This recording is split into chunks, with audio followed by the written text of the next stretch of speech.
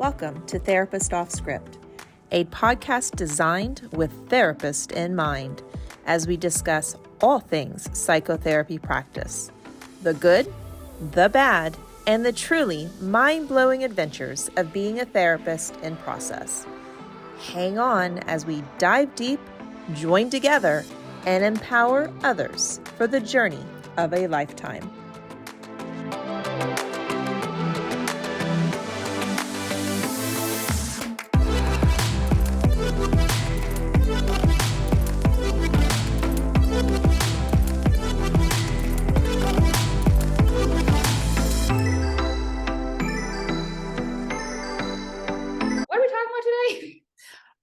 So we're going to go ahead and get started. Okay, so today is our last, what would you say, installment? Our last episode, our last segment.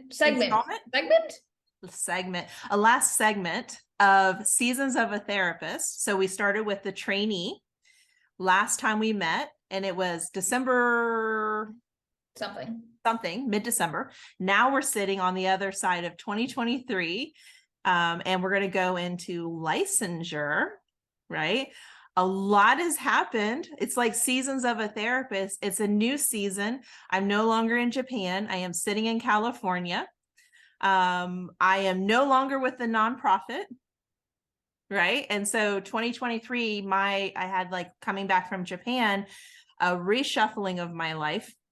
And I was like, okay, what do I want to do? I feel like I'm being spread thin, like walking in both these worlds, nonprofit, great, valuable lessons, like everything. Don't regret being in that world, working for an fully online virtual practice. And then also my practice went from solo to group finally after years and years and years.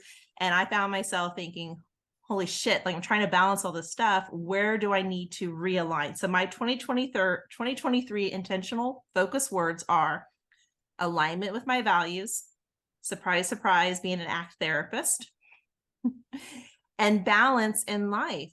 Welcome to Therapist Off Script. We are two therapists, Jen and Alex, in the mental health and wellness space, coming together from different points in our profession to unlock the world of healing arts and all that it holds of being a psychotherapist in practice, regardless of where we are in the process. While we are therapists, this podcast is not meant to be therapy or supervision. Should we mention clients, we are committed to safeguarding our client confidentiality. Please know that information presented here is intentionally de-identified, with details changed and are often a representation of common challenges we've witnessed within the struggles of life and simply being a human. Come spend time with us as we show up as unapologetically us. We are Therapist Off Script.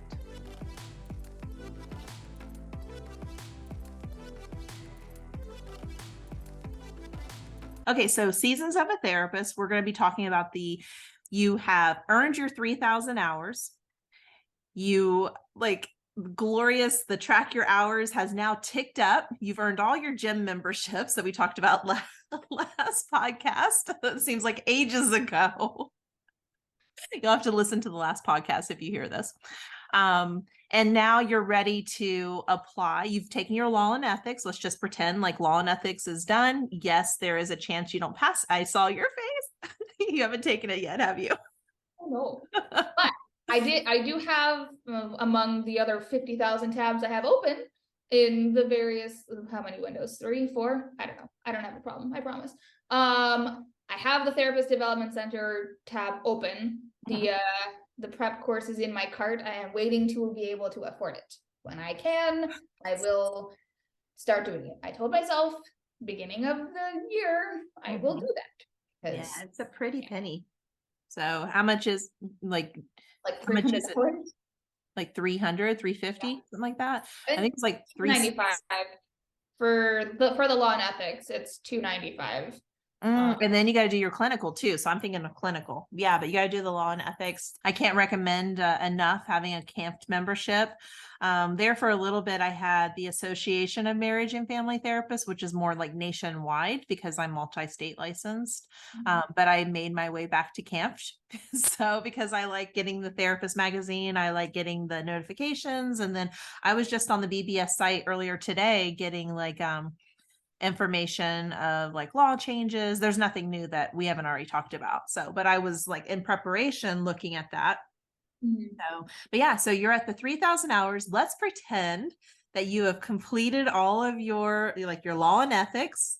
You've got your nice packet of, let's see, what would be in your packet. So some things that would be in there is like obviously your application for licensure.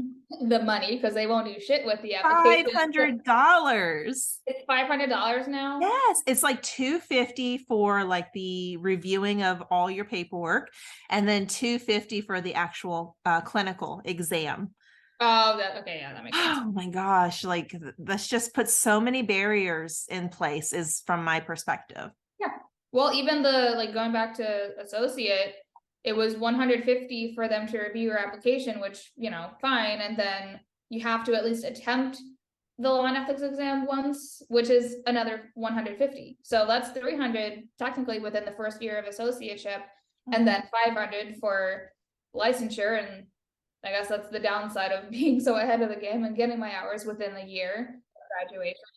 What a misalignment, because you have a field where associates, if they're paid, sometimes you're a volunteer. If you're paid, hopefully you have a site that's actually paying you fairly. But a majority is going to like not pay you fairly. I mean, based on like, there's some really good sites out there. So I don't want to put like a doomsday effect on it. Yeah.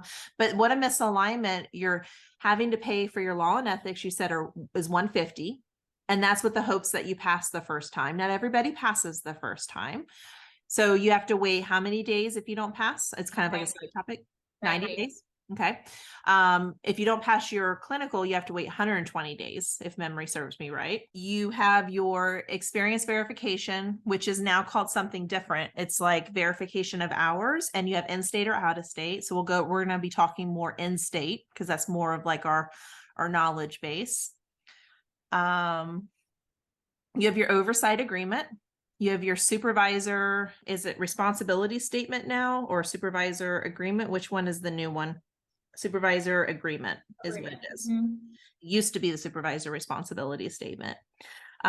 If you were a W-2 during that time, you're including your W-2. If you were a volunteer, you have your volunteer letter that goes in there. So those are things to keep in mind. Your supervisor would have an oversight agreement if they're not on site with you, like they're contracted in for supervision, which is pretty routine when you have like a nonprofit, community mental health, government site. Sometimes you have off-site supervisors, so you have that oversight agreement. If the supervisor is employed as a W-2 or seeing clients at the practice, then that's a whole other thing. You don't really need the oversight agreement. But you do need the supervision agreement, of course. Yeah. I did just look it up. You have to pay again for both. If you have to retake the law and ethics exam, you have to send another $150. If you have to retake the clinical, you have to send another $250. Yeah.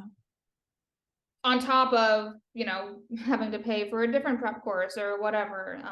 Prep courses, licensure exam cost. Licensure, even after you're done with your 3,000 hours, you turn in your packet and all the different contents that are in the packet, you take the clinical, you pass the clinical, which is $500. Then you actually have to pay for your licensure. So, and associates are not paid very much. If, some of them, there's some good job sites out there. How much does licensure cost? Wait, so you pay for the $500 is the licensure application and the exam fee. Let's say you pass the exam, then you have to pay something else. That's the way it was for me. Look and see if the application includes that in there, because make sure we're giving accurate information. Because I passed, so let me give you a little bit of a background. I did my trainee site, applied for my associate. finished all my hours in that 104 weeks, took a year off because I was so burned out because I was more in a community mental health setting. Applied for my clinical, had taken my law and ethics already, passed my clinical, and then I had to apply for my licensure, which cost, I don't remember how much it cost. 175 is coming to mind, but I don't know how much it was back then. And so I make it all the way through, pay for all those things, plus the course, the test preparation course for law and ethics and clinical. So there's definitely a misalignment happening within the field. So from my perspective, not seeing anything as far as like, let's say I just passed my clinical, so now because when you pass the clinical, you get your license. So I'm only seeing license renewal, which is now $200. Yeah, I just paid it. Okay, so maybe they brought it together then. Maybe I don't want to like scare people. So yeah, so maybe they brought it together in that one application, and then, but you still have to pay if you don't pass the clinical, you still have to pay for the exam again. Yeah. Just the fact that we have to go and research and confirm from, a couple of years ago to now to last year just shows how convoluted our field is, and it stresses the importance of attending courses like the 2022, 2023 law and ethics updates, because things are always changing. Licensure paths are always changing. Of course, they give an option 1, option 2, they phase people in, grandfathering and all that. But it's the importance of staying in tune. And then it's like a testament to how people fall through the cracks and they never finish because it's so muddy, clear as mud. Yeah, that's all I got to say about that.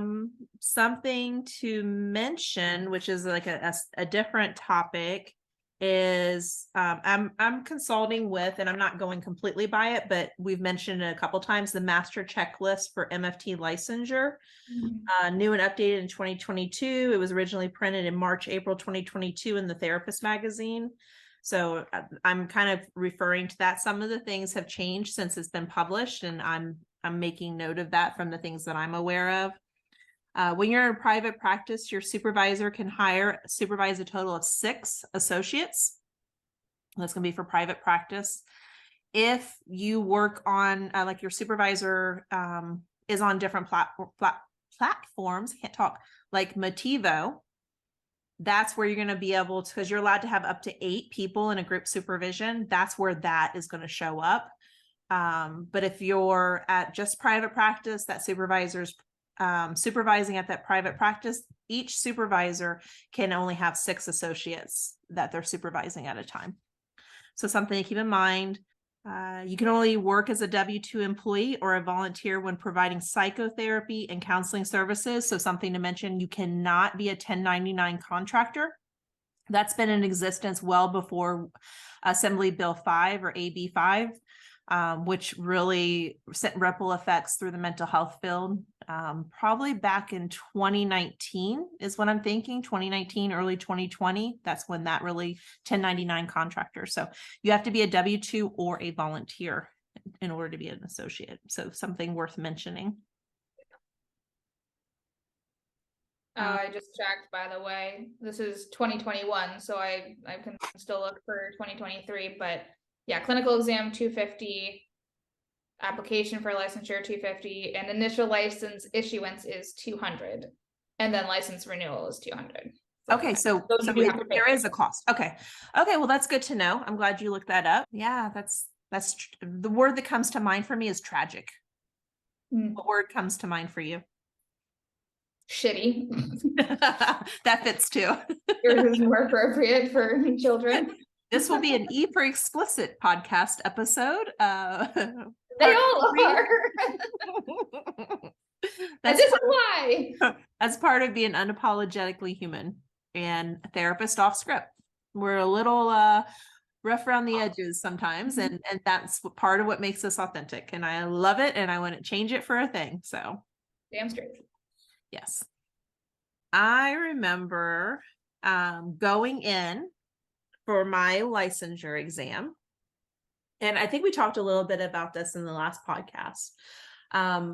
But I studied, okay, so when I was studying, and this may be helpful for some, I studied at a Starbucks with the sound and the disruption and the distractions and all the above, because I know when I'm taking a test, my mind goes blank. I'm highly distracted. I have a hyper focus. Sounds are really like heightened for me.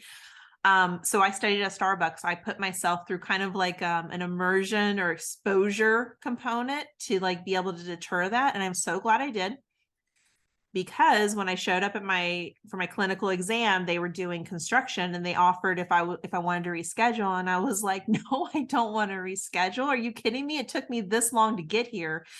You know, like so much like internal like struggle, like should I cancel? Because you can cancel up to a certain time. I actually ended up rescheduling my law and ethics because I psyched myself out so much because I took the mock exams and I psyched myself out that I rescheduled my law and ethics. When it came to I'm kind of going off topic. When I went to my clinical, I studied the material. I did not take the mock exams because of my experience with the law and ethics mock exams. It psyched me out so bad. So I just showed up. So I'm showing up at the site, and they had construction going on, and they asked me if I wanted to reschedule, and I said no. I'm so glad I prepped that way because I was able to like filter out that particular noise. But you have other test takers, not all from the mental health field, in that room with you. You have construction workers and other certification people that have to go in for certifications, and you have people that are not very cognizant of their surroundings, and they're clicking their pen or they're tapping their pencil or they're crumbling up paper or whatever kind of sounds are happening, right? Another thing that I did is I either chewed mint gum or I put mint, and I don't know if this is like actually like empirically studied, so it's more of like anecdotal, but it's supposed to like awaken the mind, the mint. And so I did that right before I went in, and of course you have to like finish it up or spit it out when you go into the testing site. I also listened to the same music when I was studying. So I would have my headphones in, but I could still hear things. I listened to Mumford and Sons the whole time when I was studying. And on the way to the testing site, I played Mumford and Sons Below Your Feet, I think is what it was. And it like hyped me up to go in. So I don't know what worked from that, but when I'm taking my test, I'm like, I have no idea if I'm failing, if I'm passing. Am I going to like just happen to like pick the right answer and just pass by luck? I mean, my confidence was gone, right?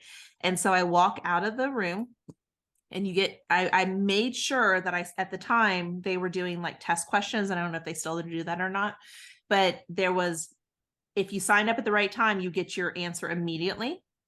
And if you sign up at a different time, they had to like assess everything, and it would take a little bit of time for you to get your answer. I knew that I could not sustain waiting. Like I needed to know the immediate answer. And so I walk out, and I had signed up for the immediate answer one. And I sat down, and I think she flipped her computer screen at me to show me, or handed me a piece of paper. I don't remember. It kind of like blacked out from this part. But I remember like looking at it, and like all the words were like just jumbled, but I saw congratulations. And like, I swear I collapsed, because like all those years earning the hours, like going through like the turmoil of, all the different things that you go through as an trainee and associate, all builds up to this moment. And like it releases. And I think I cried in the car before I took the ceremonial, like you hold up your MFT, I passed, and then I walked on cloud 9 for like a year, I swear. So another thing I tell my supervisees is like my palms sweated for like the next 6 months because of all the stress. Like not really, but I am an excellent test taker now. So right, like, so you can take mine. Yeah, they check ID on that. Yeah. So Can't blame my girlfriend. I think you have like a year to turn in your actual application or the licensure, once you pass the clinical. I think I did it like the next day. because I was just so ready and then they have it now where you like apply. I think you can apply online. Don't quote me on that, but I think that's the way it is. You're saying yes? Yeah. I think so, yeah, on Breeze. Yeah. And then you get your number, and then you go off to the next chapter of, being a licensed marriage family therapist or a licensed clinical social worker or professional clinical counselor, whatever path you are pursuing. So it's pretty cool. It's pretty cool to be on this side because it's like, like you get to choose your path, you don't, yeah, it's really cool. So Well, I'd say I can't wait, but my finances are saying otherwise after all of this. That's ridiculous. I think you have paid sites though, right? I do, yeah, and they're good, but I also have debt and bills. Yeah, life. And tax season is nigh. Don't remind me. Sorry. Yeah, I was thinking about it like this morning or yesterday. I was like, yeah, it's a stress point. So then once you have your licensure, it says if you fail, there's a 90-day waiting period before you can take the exam again. I think I said, is that law and ethics? It's talking about law and ethics. I'm sorry. I'm going to confuse people again. It is 120 days confirmed for clinical, but 90 for law and ethics. Why? Dare I ask? Just because they want to make it more complex. I don't know the reason why. I mean, yeah. 3-4 months. Maybe because I don't know. I'm just completely speculating, which really wouldn't apply because I'm sure those who don't pass their law and ethics have to take it again. I don't know why. That's a good question. I mean, I guess in theory, right? So 90 days is 3 months and 120 days is 4. You had told me a while back, like as far as the clinical exam, like how many months did you say that you should prepare for? At least 12 weeks for the clinical. That's my recommendation. So it may vary. Right. So that's somewhere between the 3 and 4 months anyway. So I guess, yeah, I'm sure that's not the reasoning, but now that I logic my way into it, like, okay, I can see. Yeah, we'll go with it. Reasonable. Yeah. I recommend at least 12 weeks to study for the clinical. I had a whole like study plan. So like I would study like a domain or a different area, and then I would get into my short-term memory, and then I would add a layer, and then I would review the previous layer. And then I go on to the third layer and review the other 2 layers. And then I just continued that all the way through the 12 weeks. So that in week 12, I was reviewing 12 through 1. So because I wanted to get from my short-term to my long-term memory. And I wholeheartedly believe when you're studying for the clinical, like just dive into it, completely immerse yourself. Don't shortchange yourself because there's so much you're going to learn that's just ultimately going to make you a more well-rounded clinician or therapist or provider, whatever term you use.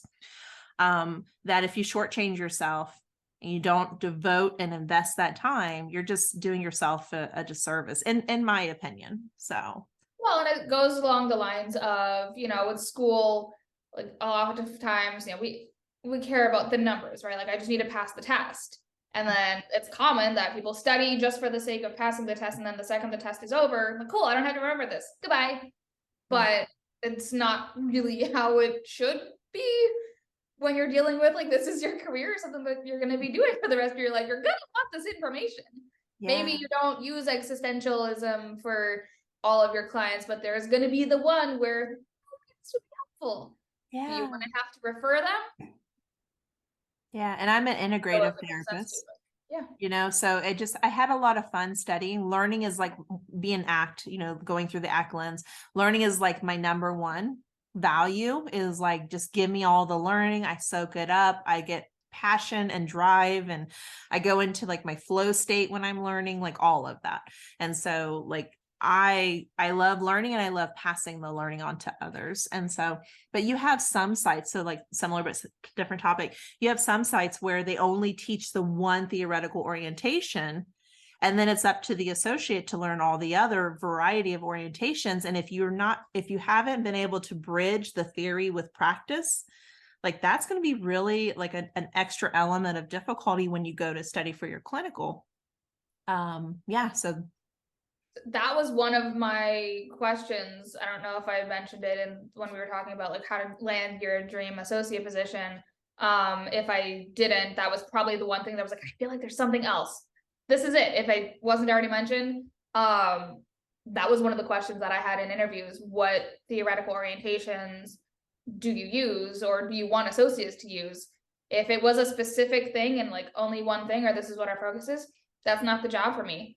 So the jobs that, both of the jobs that I have, when I asked that question, they're like, basically, I mean, they said it more professionally, but we don't give a shit. Like, do whatever you feel you're comfortable with, or that you feel like works for your clients. And then one of them, the intensive outpatient partial hospitalization, like she listed more, like I started listing some and she listed more, and like, oh yeah, like totally works. And then my other job site, like he's so laid back, like you do what works for you and your clients.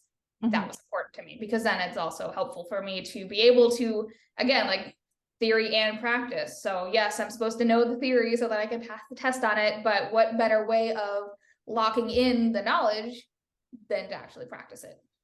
Right. Yeah. So that's like when we're going back to like, I think episode 1, like choosing your ideal workplace, right? You're interviewing that supervisor just like they're interviewing you. And if it is not a match, like that's not the job site, like, which is what you're saying right now.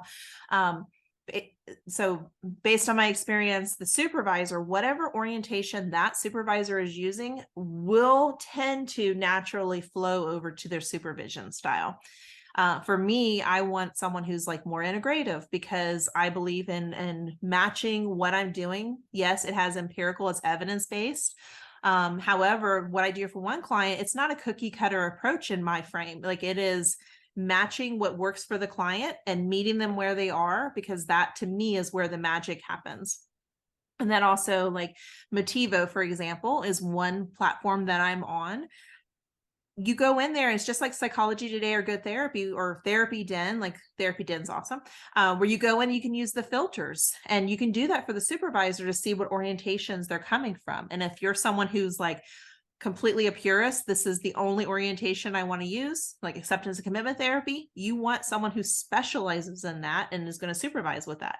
If you want to learn all the different orientations, then maybe you're looking more for like an integrative therapist who's going to naturally flow into supervision, because we supervise from that base. So yeah, I'd like to you've mentioned supervisor a couple times, and I feel like that's kind of the next progression. I mean, you have to be licensed in order to go the supervisor route. And obviously not all licensed clinicians do go the supervisor route, but I'd like to hear more about the process of becoming a supervisor. Not really sure if I want to or not. Probably going to end up like, yes, we already know. Why am I trying to?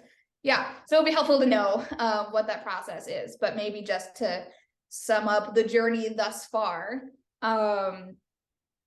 Apply to grad school, go to grad school, do your second year traineeship, and then graduate from grad school, apply to associate positions, apply to get your associate number, which involves the application, the $150 check, the live scan, the transcripts, and the program certification, which your program director does. And then you wait until you get your number, and then magically you get it, and all of a sudden, congratulations, you are officially an associate, so you can work at a private practice, among other sites. And then you also have to take the law and ethics exam within the first year, which is another $150. You don't have to pass it the first time, but it would be ideal so that one, you don't have to fucking take it again, and two, you can save another $150, because that's what it costs to retake that exam. When you do that, you get the rest of your 3,000 hours. Now we're ready to submit for a licensure, which is application, $250 check, a $500 check, because your $250 is application, and then you send it at the same time. Okay, yeah. So for the associate, that's separately. You send the $150, and then you pay for the exam later. Okay, so $500 check, because that's the application fee and the clinical exam fee, which then you also have Yep. to take. And Hopefully pass the first time, because then you would also have to pay another $250 to retake it. Exactly. After waiting like 4 months more. And then this would probably be a good time to say supervisor responsibility statement, written oversight agreement, if it applies, if it's applicable, your experience verification forms, your W-2 or your volunteer letter. Yeah, and that would be the packet with the application. Yep. And then you're licensed, in theory. Woo. So then it was only that easy. Yeah. On paper. On paper, these are the steps. There you go. Easy. Check, check. So what's the process to become a supervisor? And what are some, I know we kind of talked about it in a previous episode of like what led you to become, or like want to become a supervisor, but yeah, let's talk about that journey if you have. Okay. Before we get to that, is it okay if I say like what happens if you turn in your 3,000 hours and you have deficiencies? Yeah. And then we'll come back around if that's all right. We'll kind of like put that. And I'm totally going to come back to that. So first thing, word of encouragement, if the BBS comes back and you have deficiencies, do not panic. It's kind of like a safety mechanism comes to mind, but that's not the right word. It's like a secondary set of eyes looking over your hours, and there may be something you're deficient in. It's okay. Like it could be that your 6-year rule and some of your hours are expired. It could be that you didn't fulfill a category. It could be that I don't know what some other things that you could think of like with deficiencies. Those would be the main ones. Yeah, that's or if you didn't include like the supervision forms, if a supervisor is missing. Yep. Yeah, missing form, or you didn't include your volunteer letter or anything like that. So they'll give you a deficiency letter. Do not panic. Just respond. You have to respond. I think it's within a year. Your application is being considered abandoned. Do not abandon your application. You have gone too far and sacrificed too much and devoted so much that you just keep on going. Respond with whatever it is. Yeah. And then if you fail your law and ethics, you keep doing it every 90 days. If you fail your clinical, every 120 days. And remember to continue to renew your associate registration within that, especially if you're seeing clients. And let's see, then you send your initial, and I think that's all.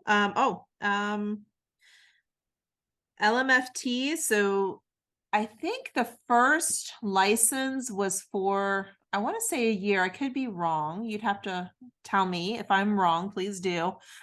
The first one's for a year. You did 18 continuing education credits, but I feel like there was something from the last episode where we had kind of stumbled upon information where it was going to be 36 hours regardless. I wouldn't be able to quote the source now, but maybe back at the last podcast episode we quoted that. I'm looking at it. Okay, so I feel like it has to do with like 1759 or 1758 or whatever that is. Yeah, so it looks like licensee is renewing for the first time after July 1st, 2023, or with an expiration date after July 1st, 2023, must complete 36 hours of CE. There you go. Okay, so that's what it is. So it had something to do with a recent update, which is effective, you said July 1st, 2023. So yeah. So that's something to keep in mind. So you're going to continue the 36. 6 of those are going to be law and ethics, which is 3 per year. So we won't get back into the AB's 1759s. We've covered that in depth in other episodes. So be sure to refer, especially the last 2 episodes, I believe we talked about it. Okay, so now we're going to talk about being a supervisor. All right, so you are officially licensed. You cannot yet be a supervisor for the Board of Behavioral Sciences.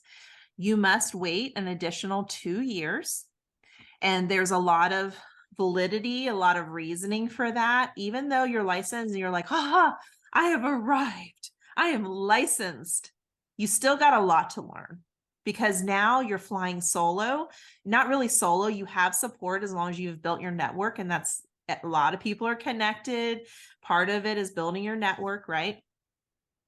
But those first 2 years, like, I cannot tell you how many licensed people that I have hired who I had to train things on, whether it was assessments, diagnosis, treatment, how to uphold a no-show or cancellation fee, how to have healthy boundaries, transference, counter-transference, like all those person of the therapist or self of the therapist, right? There's so much learning. Like this career, this profession is like lifelong learning. You're always learning something, whether you've been licensed from day one or licensed for 25 years. If you stop learning, that's a problem, at least in my book. So you're now at 2 years post licensure.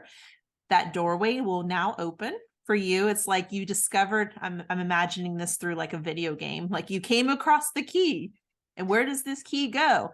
Took you 2 years to find it. It goes to that door. You can decide if you want to open that door and walk through to supervise or not. Don't supervise unless you have a passion for it. If you're in a position, they're like, oh, you've been licensed for 2 years, you can now officially supervise, and you have this feeling of dread, not imposter syndrome, but dread. I encourage you to please do not become a supervisor because it's going to do the service to the field. However, if you find that key 2 years post licensure and you're like, I want to give back.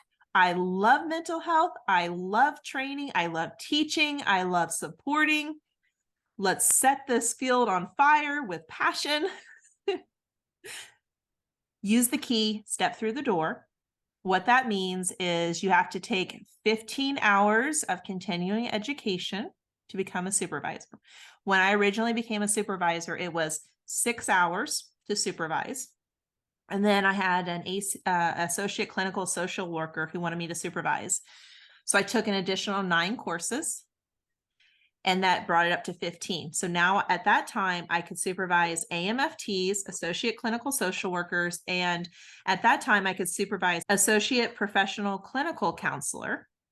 I could supervise everything except for the 150 hours, which they had to get in a hospital setting, or I think it was a community mental health setting. Since the last, I think it was like a year or two, that has now changed. So now as an LMFT, I can supervise all of the APCC hours, which is like phenomenal. It was really beneficial for an APCC I was supervising back then when that door opened and they didn't have to go find another job site, because finding job sites are really easy. No, it is not. It is not at all.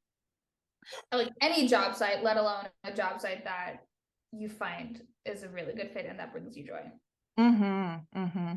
So since then, effective January 1st, 2022, and I'm pulling from information that I knew very firmly back then. So, make sure you check this for yourself. All supervisors have to have 15 hours across the board to supervise. And I can supervise, so coming for associate clinical social workers, I can supervise a certain amount of hours, but then they have to have an LCSW for the remainder of those hours. So it is hard work. It is fun. It is because the clients for the associate are my clients. So I have to be dedicated to looking at progress notes, reviewing treatment plans, meeting with them weekly, sometimes more than once a week, depends, because that's the different units. So you refer to a past episode on that. Within my supervision, we do different orientations. We do case vignettes. I actually have a list because I was writing it out earlier. So when you're in the supervisor, you have legal and ethical things, you have goal setting, you have oversight. The supervision agreement acts as a treatment plan, but I was doing that well before you. You've seen my informed consent for supervision. It laid out everything. I'll still use that even with the supervisor agreement. Cultural variables, treatment modalities, units of treatment, how to maneuver within those different things, theories, literature, documentation and record keeping, so much more, safety planning. I mean, I could go on and on and on. So you have to have that spark of love in order to be a supervisor. So in my opinion. So did I leave anything out that you're especially curious about? I don't think so. Because you talk, there's the process of the specific continuing education units. Oh, and I assume those count towards the 36?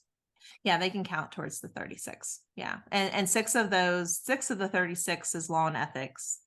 And then 15 would be supervisor. I know you have to do 6 hours after the 15 per renewal in order to keep supervising. So it's a lot to keep straight, but it's all good. It's worth it.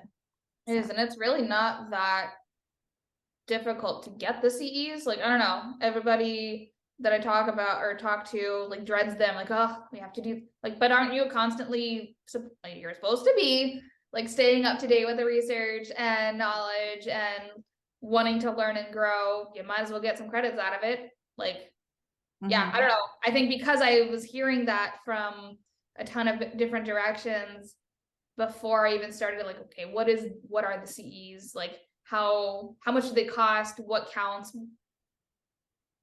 I don't know. Maybe again, that's just me, my perspective. I realize I'm different, but it kind of excites me. Then you would be a candidate. Post licensure 2 years. I'll make sure I put that key somewhere where you can find it, and then you can step through the door. You know. Sounds good to me. Yeah. First key is the law and ethics exam. Let's get through that first. That's step 1. Yeah. Yeah, if it excites you, that's a good thing. So, and then 5 years is like another milestone from my perspective. Like you've got the path, a trainee, associate, getting licensed, 2 years post licensure, 5 years, and then it's fun. So Why 5? It's just because it's more of like, there's a saying, like, you get 10,000 hours, you become the master of your craft, right? That's right around the 5-year mark. So, yeah. I like that. Yeah, like a master therapist. So, but are we ever really master anything? Like, no, we're always learning. So just I can be mastered, but then there's always the PhD and beyond. Yeah, I just want to be a wizard. So that's all.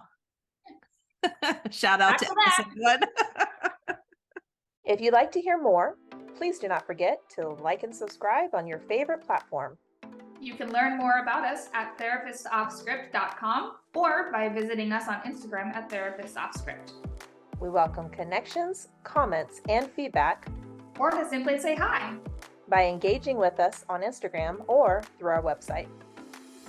Thanks for spending time with us today, where we dive deep, join together, and empower others. We are Therapists Off Script. Be sure to check out our show notes for links and resources shared within this episode.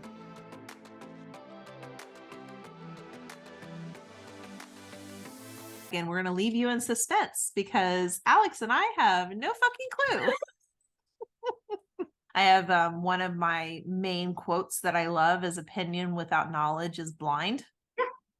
Yeah. And so like, don't just like bullshit me. Like I want to know. And if I catch someone like passing on information or just talking the talk, but they don't actually know it, that is not a credible, they've lost all credibility from me. And so if I don't know something, I'm going to tell you I don't know it. And then we're going to find the answer together. So, yeah. So that is that. The next one's going to be like a mystery lollipop. You get the white mystery lollipop and you'll just have to stay tuned, you know? There we go.